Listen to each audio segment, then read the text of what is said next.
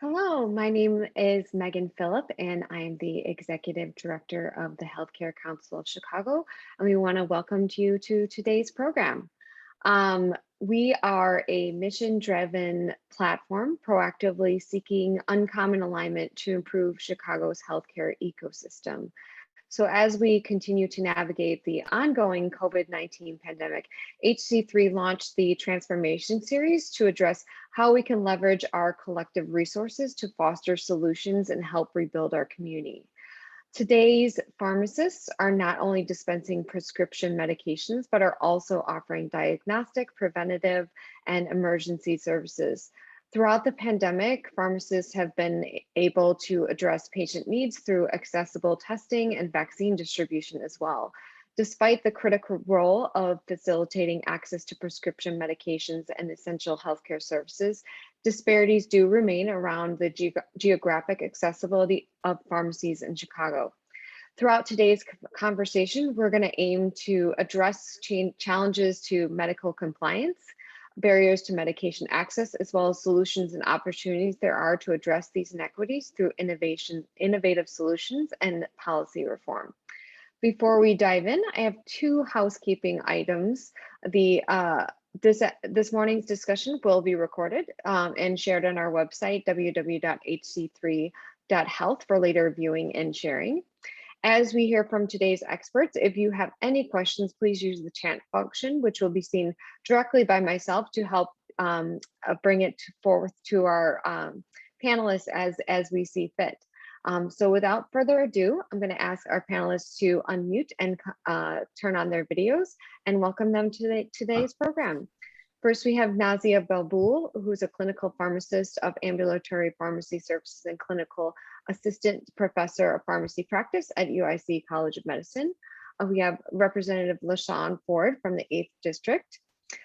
James Lott, the CEO and founder of scriptedco. And Dr. Dima Cato, who is a Centennial Chair and Associate Professor of Pharmacy at University of Southern California. Thank you all so much for being here. I'm going to start by asking Dr. Cato to share her more about her work and her research, and I'm going to ask my colleague Jess to put up a slide that Dr. Cato is going to share with us to tell us more about some of what she's learned. Thank you. Well, thanks everyone for joining, and thanks for inviting me to this panel. While we get the slide up, I just want to give some background regarding my work. I've been, and I'm currently still interested in the problem of disparities in access to medications more generally, given that we know medications, many of them, not all of them, improve health and extend life. But we have this problem for many decades that minorities, Black and Hispanic and others, are less likely to take and adhere to their medications, even when they have access to primary care or get a prescription. So I wondered, well, maybe it's because they don't have access to resources like pharmacies needed to fill and adhere to their medications. So I started looking at this when I was at UIC almost 8 years ago, and we found that pharmacy deserts, so living communities that live far away from their nearest pharmacy, are more common in Black neighborhoods in Chicago, and to a lesser extent, Latino or Hispanic, predominantly Hispanic neighborhoods. And the slide you see here is based on 2020 data.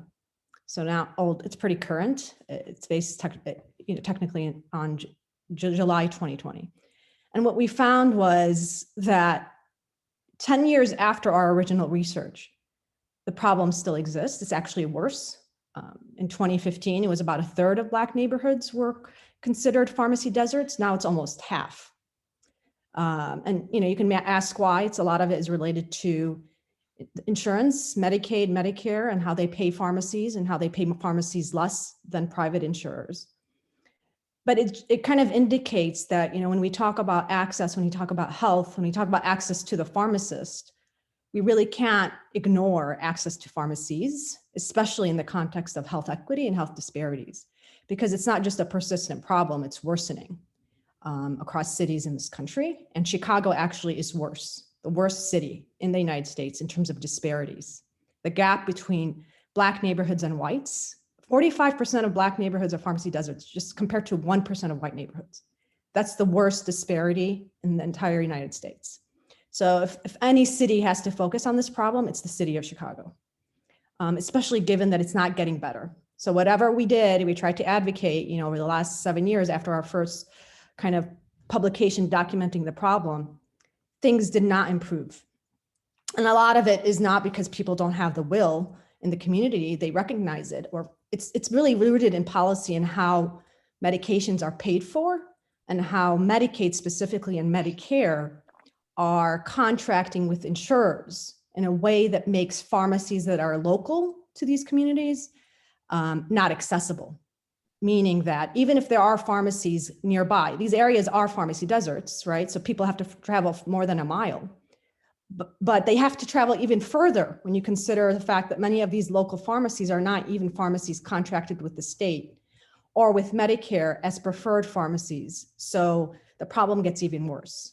And it really is associated with lack of adherence to medications and has implications for health disparities that we know aren't getting better, especially with COVID and the important role pharmacies have been playing in delivering not just testing, but the COVID vaccine. Thank you, Dr. Cato.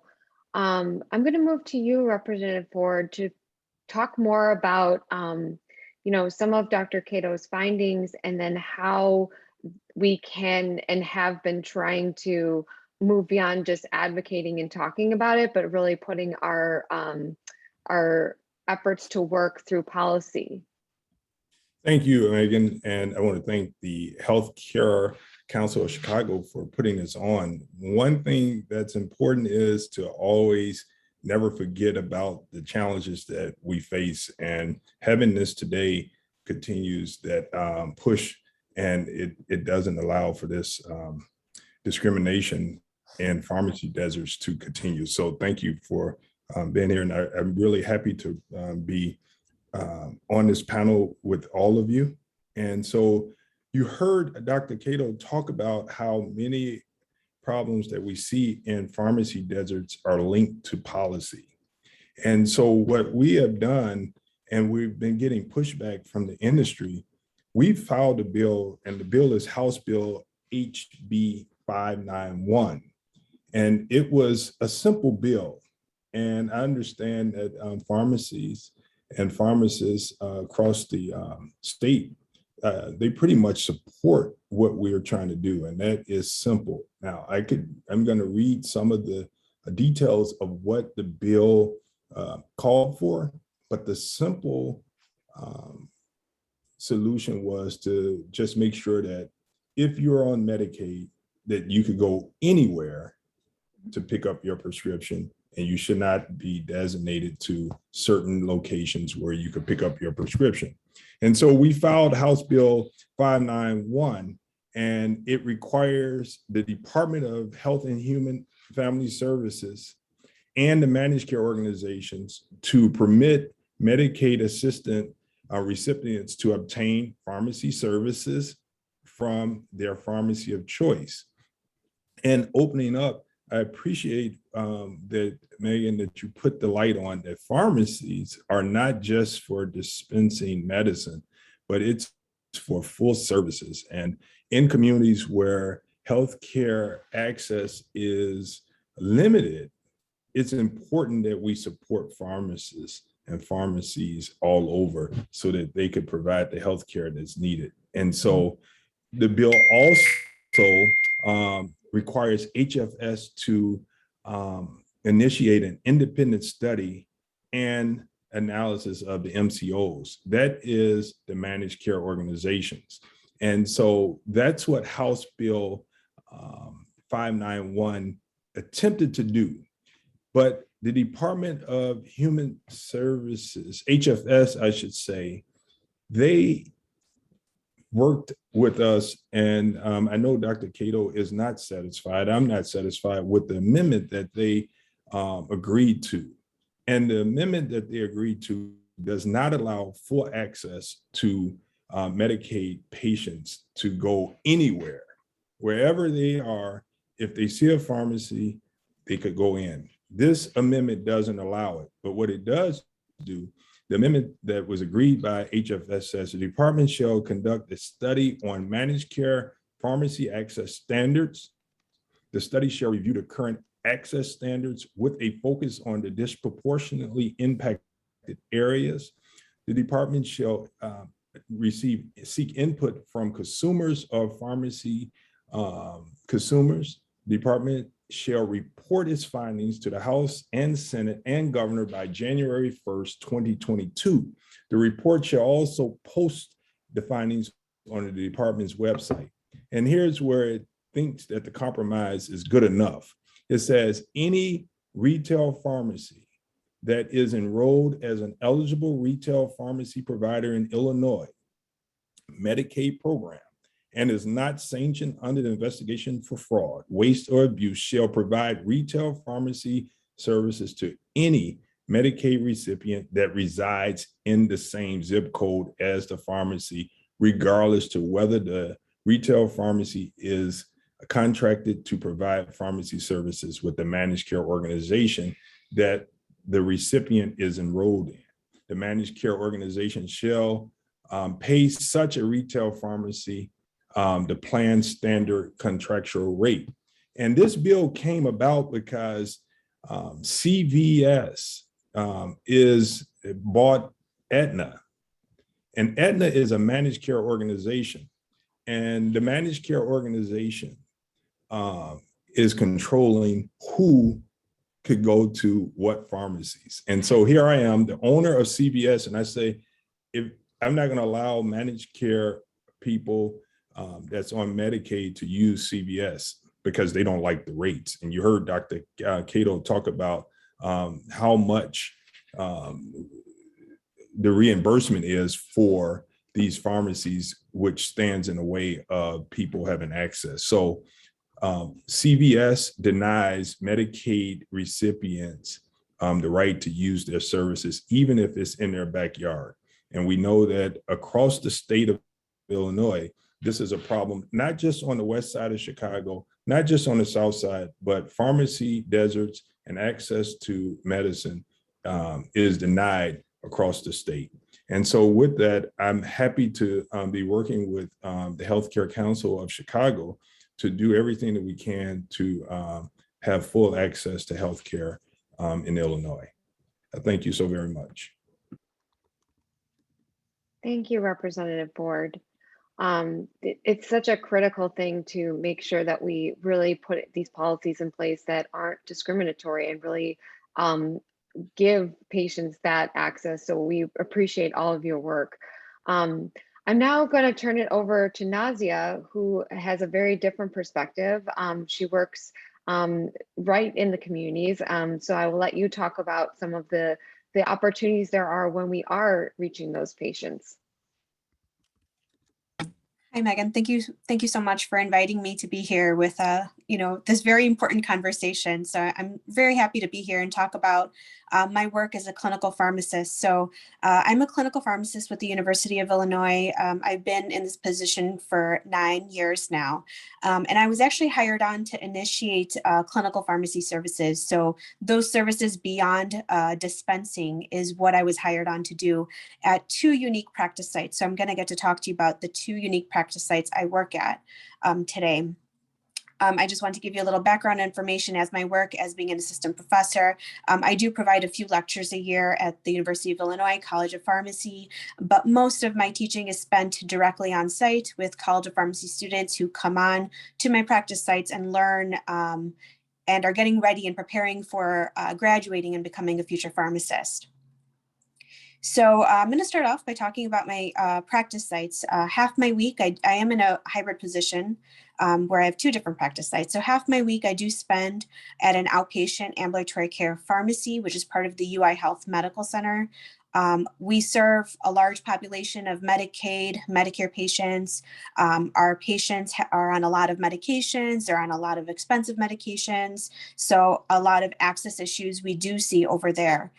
Most of my work is spent counseling patients and talking to patients. So our pharmacies are contacted with another program that reaches out to many actually Medicare patients to talk to them about their medications. They identify them when they're not on time with picking up their medications for diabetes or blood pressure.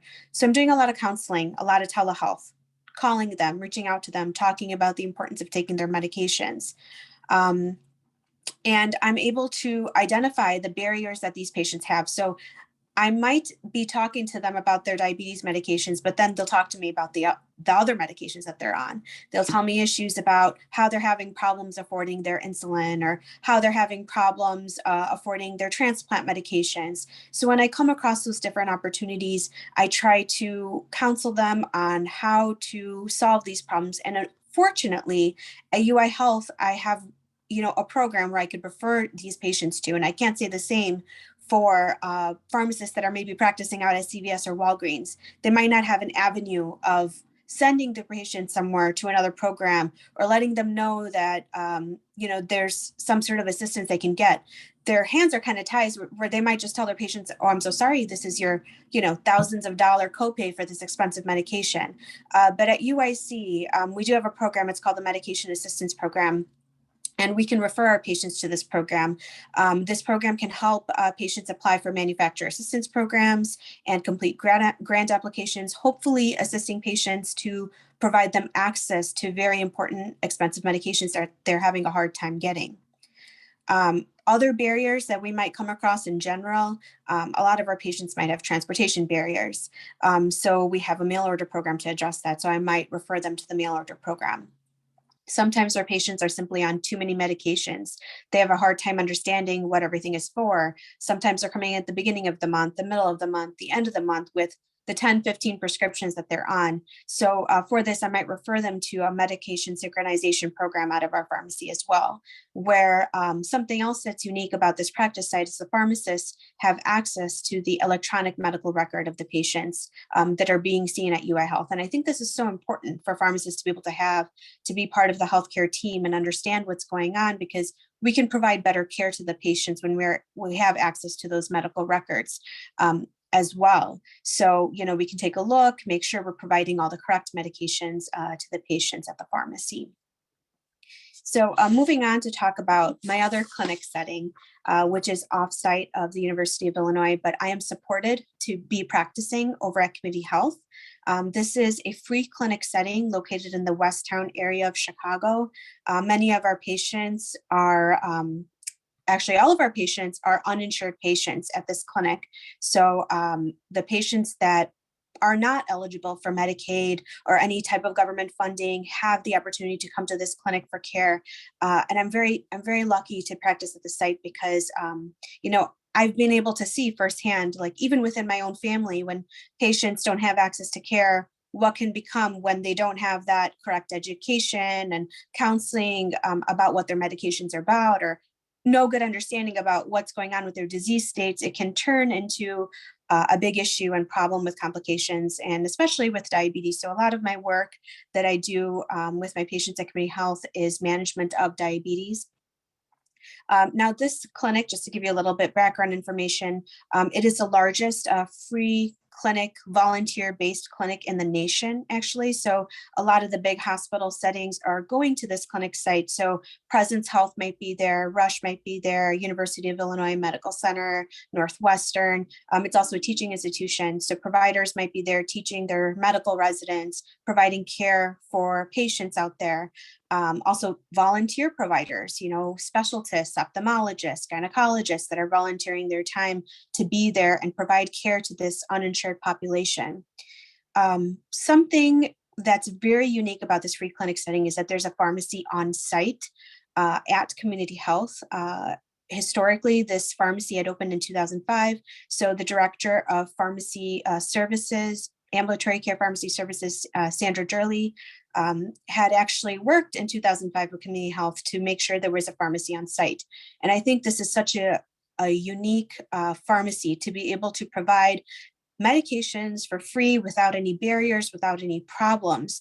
And the pharmacy is able to do this through institutional and individual patient assistance programs, nonprofit drug donation organizations, purchasing medications by grants and individual donors. So we're reaching out to address this barrier that if we were to send the patient outside, who knows if they're going to be able to access this medications with cost and not having any insurance. So that barrier is definitely addressed. Thank you so much.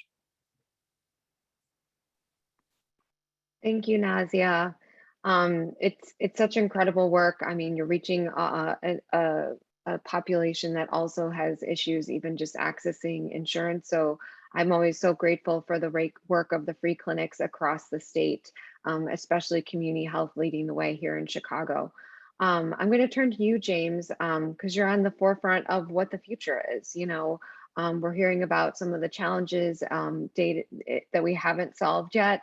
But then how communities are coming together to really do the work on the ground. But I think that some of the great work of Scripted is really giving the tools to pharmacists of the future. So tell us more about your organization. Thanks, Megan. So I'm Dr. James Lott. I'm a pharmacist and public policy professional and founder of scriptedco. We're an early stage pharmacy tech company. Some of our investors include SoftBank and Techstars. Scripted is a marketplace that essentially enables patients to connect with pharmacists that can administer and prescribe for common conditions locally in their community. Today, I'll be taking the lens of pharmacists and pharmacy owners that work directly with the patient in the traditional pharmacy setting. So for scriptedco, the first transaction we ever had was several months ago. It was by a single mother named Tiffany. She's a busy mother. She has the same burdens a lot of people does. She doesn't make a ton of money. She has 2 kids, and she doesn't have time to take off work or, struggle with insurance. So that particular day, she had been suffering from a urinary tract infection, which is really common in women, to the point that she just needed to do something and get some immediate relief right away. She went to her local doctor's office, and this is in a pretty small town in rural Idaho, and it's the only physician in the town. And the physician basically said, "Hey, I'm sorry, I can't see you for at least 3 weeks. You can schedule an appointment then." And that's just what she had to deal with. So she had to go and find her own way. She went to her local pharmacy, which is a partner of Scripted, and asked the pharmacist what she could get for temporary relief of her UTI. The pharmacist actually said, "Hey, we're doing this new program called Scripted." Tiffany was able to just pull out her cell phone, scan a QR code, select that she wanted to get relief for her UTI. She filled out a medical questionnaire with some basic questions. The pharmacist was able to quickly review the questionnaire with clinical decision support and realized that Tiffany was a candidate to get an antibiotic right on the spot that the pharmacist herself could write the prescription for. Tiffany was charged $40 for the service. They billed her the medication to her insurance, and Tiffany was ready to go.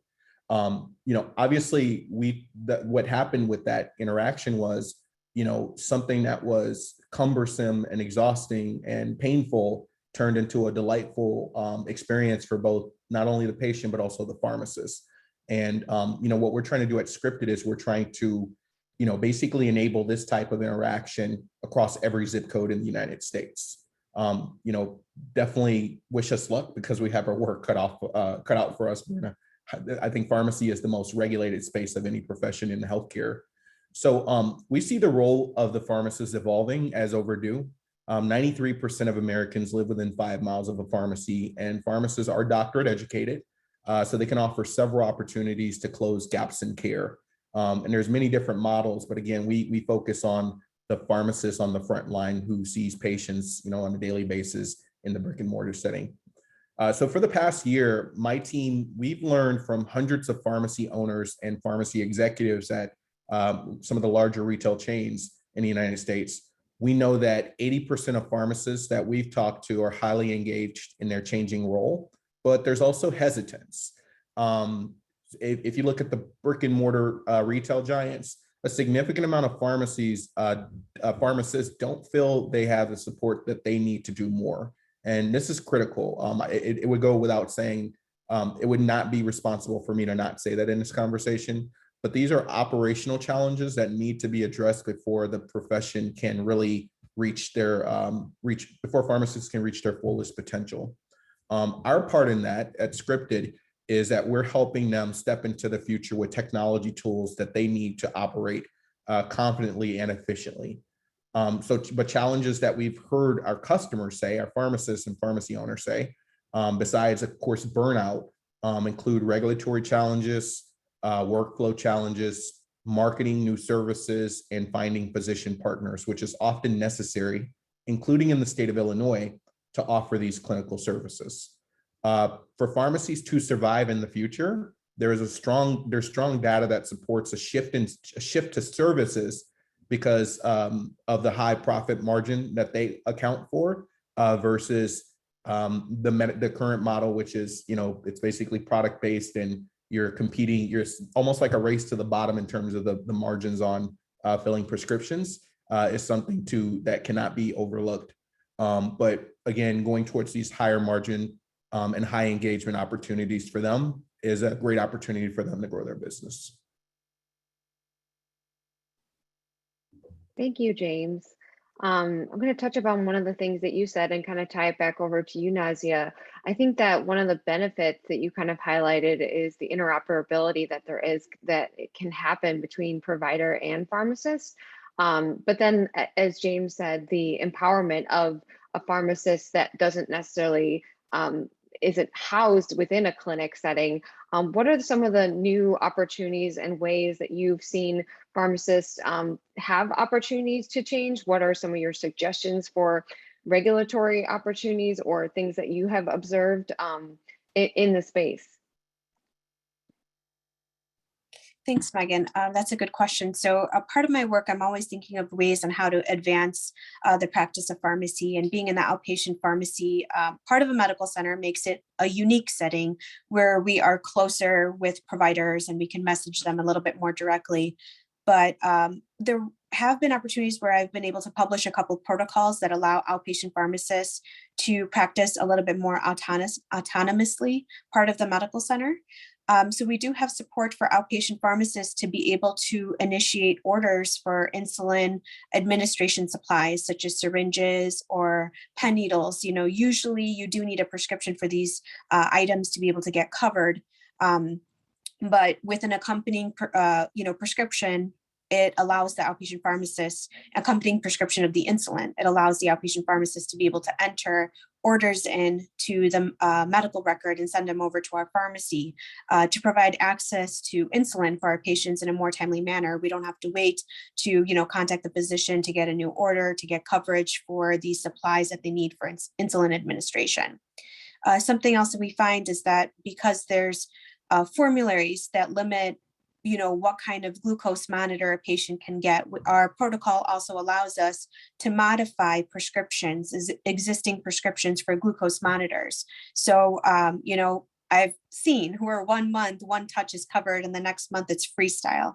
So we can go ahead, go in and enter a new prescription with the same directions to be able to fulfill a new order for a glucose monitor and testing supplies that accompany it, so patients have access to be able to monitor their blood sugars at home.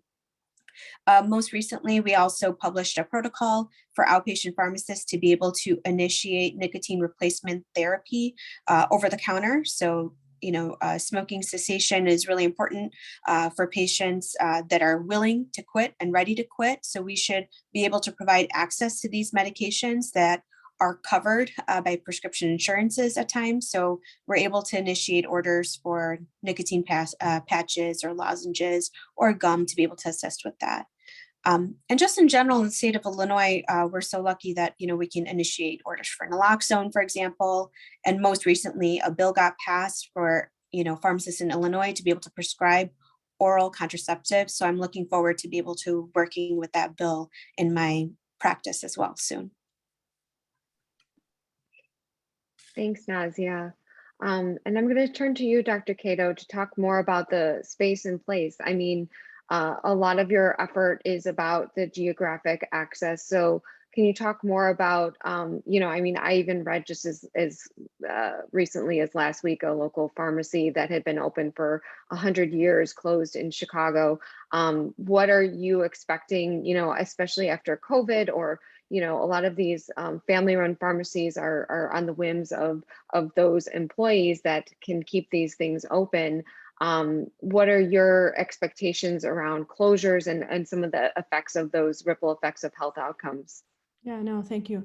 Well, I think closures have been a problem. It's gonna get worse, over the next few years because of COVID, but also because of the pharmacy landscape, payers and insurers and managed care, as Representative Ford mentioned. Right, that's not going to protect pharmacies. If anything, it's going to make them more vulnerable for closures. So I think the problem of closures is going to get worse and will make pharmacy deserts more of a concern. In terms of geographic access, so, I think a lot of these policies around even contraception and naloxone expanding to include pharmacists given the authority to prescribe are wonderful. But I do think they're not enough. And they may actually, when we talk about health outcomes, worsen disparities. I did some work in California where we found, which was one of the first states to actually expand pharmacist prescribing for contraception in 2016. And we found one that many pharmacies don't even implement the policy, largely because they're not being paid for it, but also because they don't know, or they don't find a reason to, because of the busy kind of nature of pharmacy practice. But what we found also is that neighborhoods that really would benefit from a pharmacy access to contraception are really the neighborhoods that don't have pharmacies to start with, right? Or at least don't have pharmacies conveniently located. What does that mean? It means that, if we promote pharmacist prescribing in neighborhoods that have pharmacies, we may unintentionally worsen disparities in health outcomes like unintended pregnancy in the case of contraception, but also overdose in the case of naloxone, right? And then in the case of chronic disease, it's these cardiovascular conditions and asthma that we know disproportionately affect minority neighborhoods, which goes back to and this is not even talking about all the other benefits of pharmacies in the community. So if we think about pharmacists' value, we can't think about that without thinking of, where they are. And pharmacies, at least in the US, pharmacists practice in pharmacies, right? A place, an institution. And if those places are not in communities, then what good does a pharmacist that could prescribe, so much more than dispense do to that community, right? It's quite limited and still pretty restrictive, which goes back to, I think, the importance of legislation that Representative Ford is introducing, is that we can strengthen and empower pharmacists, but that doesn't do much, or at least doesn't do enough for the communities that need them if we don't kind of encourage and ensure pharmacies are located and serving all communities equally. Thanks, Dr. Cato. And I'm going to come to you, Representative Ford, and ask James to also kind of piggyback on Natalie's question about how do some of these laws impact pharmacy delivery, specifically Medicare, and are there ways around providing pharmacy care that will allow patients to have access via pharmacy delivery. So a lot of what we've talked about is, some of the advocacy you're doing is around some of the coverage, but I think what we observed in the past year is the rapid adoption of telehealth and the policy that supported it immediately. So what are some of the ways that we can also look at policy and making some other alternatives like delivery be included in some of the advocacy efforts? That was a lot, and I was listening, but say that direct one more time. So how do some of the laws impact delivery, especially around Medicare? And what are some of the sort of policies that we can think about to allowing more accessibility that doesn't just revolve around the four walls of the pharmacy? Yeah. So let me tell you, I have Aetna as a state representative, and it's really simple. And you have people that's unemployed or struggling at this point in their life have the same company, Aetna, for their insurance. I'm able to go anywhere to pick up my prescription. But if I'm on Medicaid, I'm restricted. I mean, I think we keep it very simple with the laws and keep justice front and center. I mean, we just make sure that everyone, regardless of their color, regardless of their income, regardless of the neighborhoods that they live in, that everyone has access to healthcare and everything that goes along with it, which means that having access to prescriptions. I think if we keep it simple, I think we win, and we don't allow the insurance companies to run healthcare. When we allow insurance companies to run healthcare, we lose. And I think that that's got to be our focus, and putting people first and people's health first. We all win when we do that. Mm-hmm.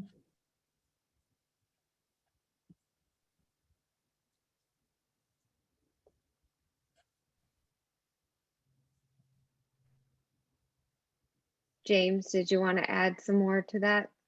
Sure. Well, actually, real quick, I want to double down on what Representative Ford said. One thing that I've been noting is the amount of innovation coming from insurance companies and insurance companies and owning healthcare. I think that they're definitely starting to make a push for that. If you look at some of their recent acquisitions and their new business models, offering telehealth services, pharmacy services, these are all threats to back to the local model of pharmacies and especially independents. So something to definitely look out for. In terms of my perspective on telehealth, telehealth again might be a threat to pharmacy. There's some folks who think that pharmacists might have a position in telehealth. I don't know how much that's going to impact the brick and mortar pharmacist model. This might be remote pharmacy, so I can't really provide a lot of perspective on that. And then again, as pharmacists are in a highly regulated industry, those models there'd be a lot more questions than I can maybe answer here and there here right now for the telehealth and how that relates to pharmacists. But I know there are pharmacists that participate, but again, they're not always in the brick and mortar space. Telepharm is another model, but I think that's Telepharm is another model to look at to expand pharmacies to rural areas, but I think that's like maybe for another conversation. In terms of scripted and how we're starting to kind of see this landscape, my job as a CEO is to find states that have kind of put their, if they say they're focused on health equity and they see the pharmacists as being a part of that model, my job is to find those states that broaden their policies to expand the role of pharmacies, and then help those pharmacists in that region innovate so that they can better serve their patients. Because what we've also learned is that just because a state changes their policy and allows for broad access amongst pharmacies, obviously states like Idaho, who allow pharmacists to basically prescribe anything that they self-train for, that doesn't mean that the pharmacists actually innovate successfully there. Even the large retail chains are still struggling to do that. And our goal is to help them with that. Now, when it comes to specifically to Illinois, I personally believe that Illinois law is just flawed. We would rank Illinois in the bottom half of states that are on our radar to launch in because of the restricted nature of how pharmacists can prescribe, or offer new services. You must go through the legislature versus a lot of states have state boards of pharmacies who are implementing policies and recommendations and quickly they're able to more quickly innovate for modern times. Whereas again, in Illinois, you need to go through legislation and you can get kind of caught up into the politics of it. So, we would be big advocates for allowing more recommendations coming directly from boards of pharmacies to innovate. We've also seen some states that have put into their legislation that they should, that state insurance companies must allow for pharmacists to bill insurances and be covered as providers in the states. And again, of course, we are running to those states and helping pharmacists figure out how to market the services, how to bill for the services, et cetera, because we do believe those are the future. That's the future, but it's still a pretty difficult change, even for large retail giants, but obviously, of course, independent pharmacies, but something to be optimistic about, and something that states like Illinois can learn from. And if I were to point to those specific states, we like, I think our top 3 states would be Washington, Idaho, and Tennessee, in terms of pharmacy legislation and what they've been able to do to allow for more innovation. And Dima, I think you wanted to add some more to some of this as well. Yeah, so I want to answer kind of the question around delivery. That's often delivery and mail order is often kind of proposed as a solution to this issue, at least in the short term, this issue of pharmacy access and deserts and closures and whatnot. And it became more apparent when COVID started and everyone was told to stay home, not just people that already were staying home and not filling their meds because it was too inconvenient. I mean, everyone was told to stay home, right? So that kind of prompted, Congress and states to be like, hey, what could we do to make sure people stay home and not go to the pharmacy to pick up their meds and stay safe? And what they did was expand home delivery and mail order. And I don't think people realize that a lot of insurers, including Medicare, actually restrict home delivery. They have these requirements where you have to go in person to fill your medications. And if you want mail order, it's kind of pre-planned and you get your prescriptions through the mail. That's not something you can do within an hour, right, after prescription. And I think those restrictions were lifted. So people were told you can have the pharmacy mail it to you via, snail mail or home deliver using a courier service. But that wasn't really possible, at least for Medicare and a lot of state Medicaid agencies, and even for private insurers, right? You had to use their mail order service. And I think, so some states reimbursed for home delivery, but most states required people to pay for it, unless you filled out a large chain and they kind of said, we'll give it to you for free during COVID, we'll deliver for free. But, home delivery is kind of a short-term solution, but again, it wasn't an option for many people. And 2, it doesn't address the root cause, right, of kind of limited resources. And it doesn't make it equitable, right? And I think that the whole point is to ensure resources are equitable across communities. And I want to choose whether I get home delivery and not go to the pharmacy. But you don't have that choice when you don't have a pharmacy nearby. You're kind of somehow coerced, right? And this is where it becomes discriminatory. These policies are discriminatory. So not only is it harder to go to the pharmacy before COVID, you're not even allowed to get home delivery. Well, now you have that option, right? But you don't have the option still to go to the pharmacy in a way that's more convenient. So I don't think people realize that. I really didn't. I didn't understand the scale of these restrictions, but they're restrictions. Most people have to go in person to get their medication if they're covered by Medicare or Medicaid. Yeah, you know, Megan, here's something that I think Dr. Cato often says when we meet, that the system actually creates deserts. And I would like for her to talk about how the systems, just because of the state policies, as we heard Dr. Lott speak on, how it's really making deserts with the reimbursements and how pharmacies can't exist in certain neighborhoods. Yeah, no, thank you, Representative Ford. So let me, the easiest way to go through this is kind of give you a case study, right? That's real and represents kind of what happens across, Chicago and Illinois and other states. You have a pharmacy, right? There is that CVS. I hate calling out chains, but you got to call them out. CVS that was located in East Garfield Park. And it opened, when did it open? It opened, I think, I'm going to make up dates, 2017, okay? Before that CVS opened, there was an independent pharmacy in that area, serving almost all patients that would go to an FQHC in that neighborhood. When that CVS opened, and that independent pharmacy that was there for, I think, 30 plus years prior to 2017, closed as soon, within a few months after that CVS opened. So you ask, okay, why did that independent pharmacy close, right? So first, remember CVS got tax incentives from the city of Chicago to open as a retailer. We tried to look into kind of the nature of those tax incentives. We know there are a couple of million. There was no restrictions. It was kind of like, you can do whatever you want.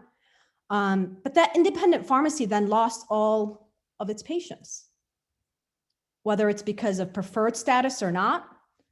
It could be part of that, right? Because most independent pharmacies are not preferred under state Medicaid, right? So that CVS is not independent, it's a chain. It was probably for preferred. So patients pay less when they go there. By less, I mean, a couple of dollars makes a difference, right? Most patients, unless, there's exceptions. That independent pharmacy closed, right? It couldn't, one, survive that fewer people were entering its store, and it was getting paid less. So you're able to kind of recoup costs if you have more people, even though you're paid less, right? But when you lose patients, you really can't survive as a pharmacy. You close, especially if most of your patients are Medicaid and not privately insured. So you get paid less. So, Medicaid prescriptions and Medicare prescriptions reimburse pharmacies much less per prescription than private insurance. So that's a fact. It varies across states, but it's the nature of insurance and public versus private. So if you have a pharmacy now that is serving predominantly publicly insured populations, which we know are predominantly minority populations, right? And they rely on the government, their state agencies, to support them and ensure access to care.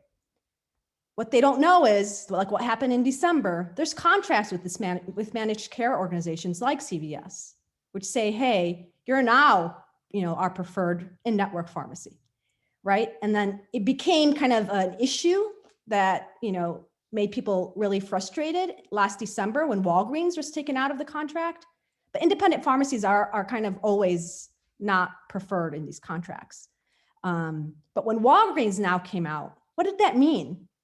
If I was a Walgreens kind of executive, and that didn't really, maybe there was a charitable heart somewhere, but if I was out of network, so totally out of network, not preferred, right? So there's preferred pharmacies and there's non-preferred standard pharmacies in these Medicaid or Medicare networks. And there's pharmacies that are totally, you can't go there and we won't cover it. The difference is that if you go to a preferred pharmacy, you pay basically nothing if you have Medicaid and very few dollars if you have Medicare. If you go to a non-preferred or standard pharmacy, you still have to pay, but it's generally more than a preferred pharmacy, okay? But if you go to an out-of-network pharmacy, and in this case for Medicaid in the state of Illinois would be Walgreens, right? It's not covered, you can't go there. So what I would expect, so these are systems, right? We're not talking about people or pharmacies making decisions on their own. Oh, I don't want to open in this place. The system here is Medicare and Medicaid, and any state legislation in other states that makes it harder to open. But here it's really Medicare paying less for pharmacies for Medicaid and Medicare prescriptions, when we know as a fact, more minority populations are covered by Medicaid in the US and in Chicago, right? So we're discouraging pharmacies from opening up in areas that are predominantly publicly insured, which are predominantly minority, right? That's one. But then also we make it hard for them to stay open. So these Walgreens now that are out of network, okay, I challenge any researcher, including myself, to monitor the Walgreens stores in the city of Chicago over the next few years and what's going to happen to them if they stay out of network. And I mean Walgreens stores serving Medicaid populations or disproportionately serving Medicaid populations. I anticipate at least a few of them will be closing. And they're not closing because of COVID, right? This is Walgreens. They're closing because of the system. And maybe they'd agreed to not being part of the network, but they weren't given a choice, right? Like it's CVS versus Walgreens. They're usually not in the same networks. And that's this whole open network, I think, proposition, Representative Ford, is really important, right? Because it would protect those Walgreens, those independents in those neighborhoods. It would say, hey, no, if you have a Walgreens that's closer in your zip code, I mean, I don't like the restriction in your zip code because I know a lot of zip codes don't have any pharmacy, but a neighboring zip code will, right? That was my objection to that amendment. It would still, people will still be using those local pharmacies that they used in the past, and they won't be disrupted. They don't have to figure out now, oh, where do I go to fill my meds? And that's what happened in December. People are like, where do I go? Do I have to go take a bus for 5 hours, right? Cross 3 different zip codes to get to an in-network CVS? And that's not fair. And that goes back to these contracts. A lot of them really violate even the pharmacy access standards that are set by the Centers for Medicaid and Medicaid Services. They say they're not, but they're not doing the science right. The science is that you have to be within 15 minutes. The standards are you have to be within 15 minutes of your nearest pharmacy. And our research shows that that's not true for predominantly Black neighborhoods in Chicago, and therefore the CVS Aetna contract with the state of Illinois violates the pharmacy access standards for CMS. So I don't know if that answers your question directly, but it really goes back to these various policies being enforced and implemented by the state. Megan, do you mind if I say like 20 seconds because I know you have a question there. You want to probably get to questions? Go for it. First off, I agree with everything Dr. Cato Udima is saying. I have the wonderful job of not only trying to get these pharmacies to onboard to our platform, but often being their therapist and hearing about these types of pervasive contract tactics, unfortunately. Something again more applicable to Illinois, I would just like to put out in the policy is again, even innovating and offering quality care in neighborhoods. This morning, we onboarded our first Illinois pharmacy, and this gentleman did not participate in vaccinating for COVID throughout the entire pandemic. Why? Because Illinois law makes them partner with the pharmacist to do the vaccine program, and he might have to pay. And I'm sorry if I said pharmacist, I meant physician. He has to partner with a physician to even offer vaccines in his community. And his community is mostly Black and brown people in Shiloh, Illinois, high Medicaid population. And if those folks don't have access to other services, he's the only game in town, and he has to go and scramble to find a physician that he might need to pay to offer COVID vaccines in his community. And that's one of those laws that I think is extremely outdated. Obviously, pharmacists should be able to vaccinate independently. And, those types of things, especially when, big chains are leaving Black and brown communities, putting our pharmacists in this kind of, position to have to go in and provide economic incentive to somebody else because of a outdated policy is in nature, that's pervasive and not what we want to be, exemplifying in terms of public health access here in Illinois.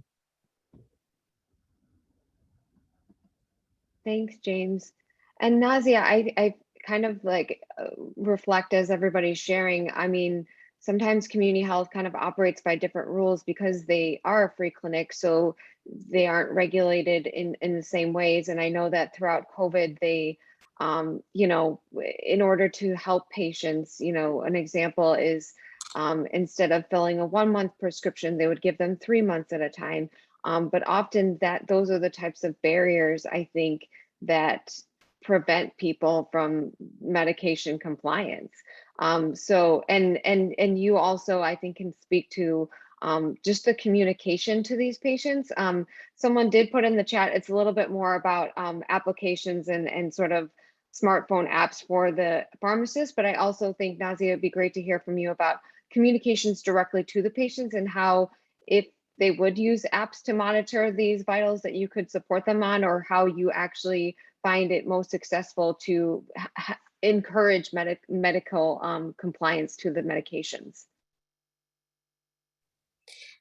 I think it's important to remember that in this patient population, that they are not so well versed with technology too. So I did a lot of telehealth at community health, even during COVID.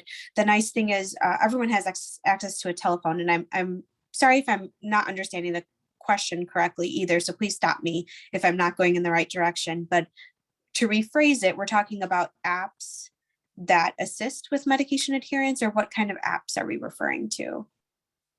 So the question was a little bit more of like for the pharmacist tool, but I was alluding to what you were going for, which is like, you know, patients probably have to be on the other end of that. And exactly what you said, I think, is that patients of certain populations don't necessarily have the tech savvy. And a lot of times we're talking about patients that are on Medicare or are of older populations that don't feel as comfortable using these types of devices. So what are your communication tactics, and how can pharmacists use technology to, I think, advance some of these adherences?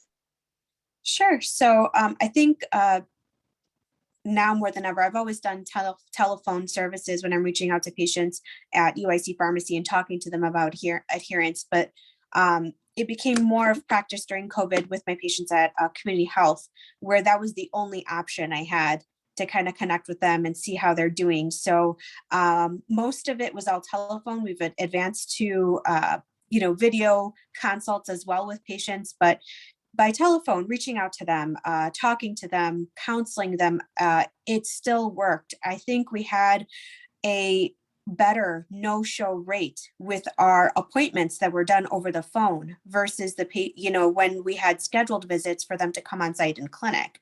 So we were able to reach out to more of our patients. And I think we really got to address that barrier that patients have a hard time coming to clinic. They're taking 2 buses to come in to have this appointment with the pharmacist. So I still continue to provide telephone services to these patients, talking to them about their medications, how they work, coordinating them for different appointments to get them into lab with another appointment that they have for the provider to come on site, so that they're coming less times to the clinic overall. So making, being more aware about that.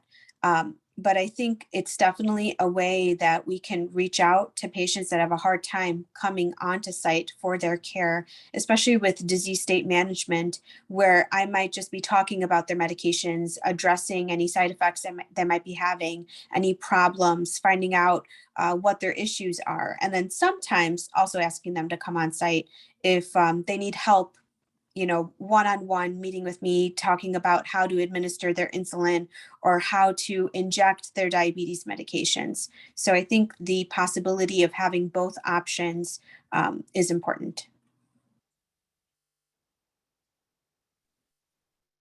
Thank you. And we're running out of time here. So I'm going to give everybody a 30-second to 1-minute opportunity to kind of share what your hopes are for the future of the role of the pharmacist and the role of pharmacies and communities, and your hope or your ask from today's audience. So I'll start with you, Representative Ford. Thank you so much. I would hope that the audience would take direction from the experts, and those are the people here. I think the state should listen to Healthcare Council of Chicago, should listen to the pharmacies and the pharmacists that understands this industry.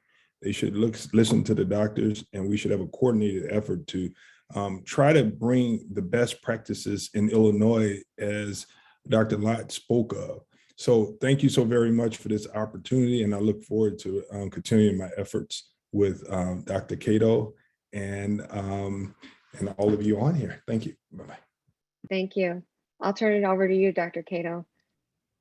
So, I mean, I think we need to continue to advocate for change at the policy level. And I think at the same time, it's important to empower pharmacists as much as possible, but to keep in mind that what we do and how we do it has implications for health equity in the communities that we serve. Thank you. And over to you, Dr. Lott. Again, thank you, HC3, for putting on this great conversation.